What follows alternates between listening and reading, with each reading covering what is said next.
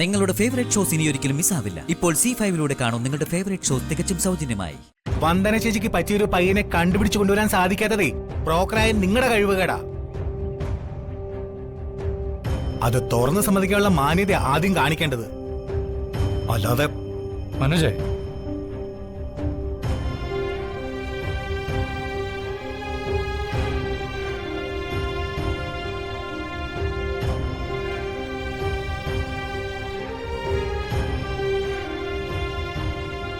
ഇതിനു മുമ്പ് എത്രയോ പയ്യന്മാര് വന്നു കണ്ടു. ആർക്കെങ്കിലും ഇവിടുത്തെ കുട്ടിയെ ഇഷ്ടപ്പെട്ടോ? ഓരോരുത്തരുടെ കയ്യും കാലും പിടിച്ചാ ഞാൻ ഇവിടേക്ക് കല്യാണാലോചന കൊണ്ടുവരുന്നത്. എന്നിട്ട് എന്റെ തലയിൽ പഴിയായിരുന്നു.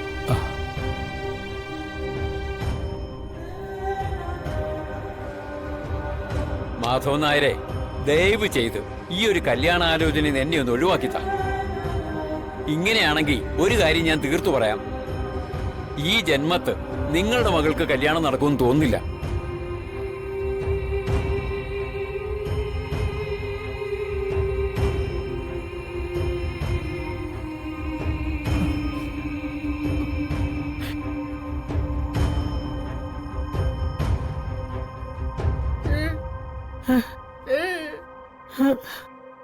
മതി. ഞങ്ങളുടെ പെങ്ങൾക്ക് പയ്യനെ കണ്ടെത്താൻ ഞങ്ങൾക്ക് സാധിക്കും. ബ്രോക്കറുടെ ആവശ്യമൊന്നുമില്ല. എടോ, എത്ര കാലമായിട്ട് എന്റെ അനിയത്തിയുടെ വിവാഹാലോചനയുടെ പേരില് എന്റെ അച്ഛന്റെ കയ്യിൽ നിന്ന് താൻ പണം പറ്റുന്നത്? അതെ, തനിക്ക് ഈ പണി അറിയാൻ മേലെ താൻ അത് പറഞ്ഞാ മതി. മനോജിനൊപ്പം മതിലി ചാടിക്കയറി വന്ന പെണ്ണെന്ന് തന്റെ ഭാര്യയെ കുറിച്ച് ഈ നാട് മുഴുവൻ ഒരു സംസാരമുണ്ട്. അതുകൊണ്ട് അറിഞ്ഞുകൊണ്ട് ജാതക പൊരുത്തം ഉണ്ടെങ്കിൽ പോലും ഈ വീട്ടിലെ പെങ്കൊച്ചിനെ കെട്ടാൻ ഒരു പയ്യന്മാരും വരില്ല. അനാവശ്യം പറഞ്ഞോണ്ടല്ലോ. നിർത്തുന്നുണ്ടോ എല്ലാരും?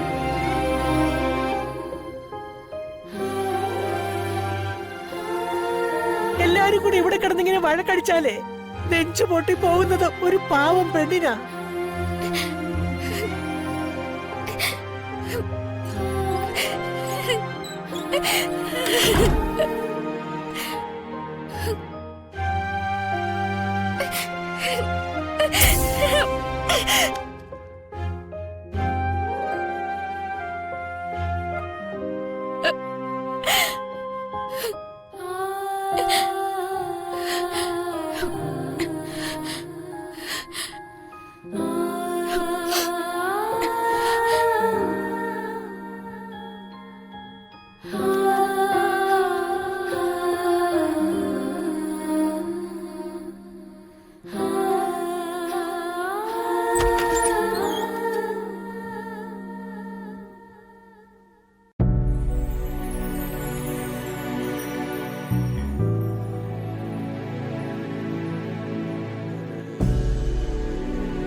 ഞാൻ ഓഫീസിലേക്ക് പോവാം.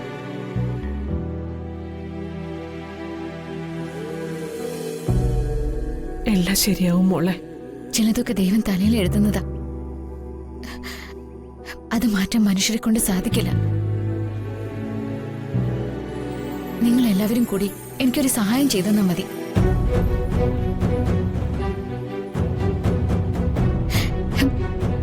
എനിക്ക് വേണ്ടി ഇനി കല്യാണം ആലോചിക്കരുത്.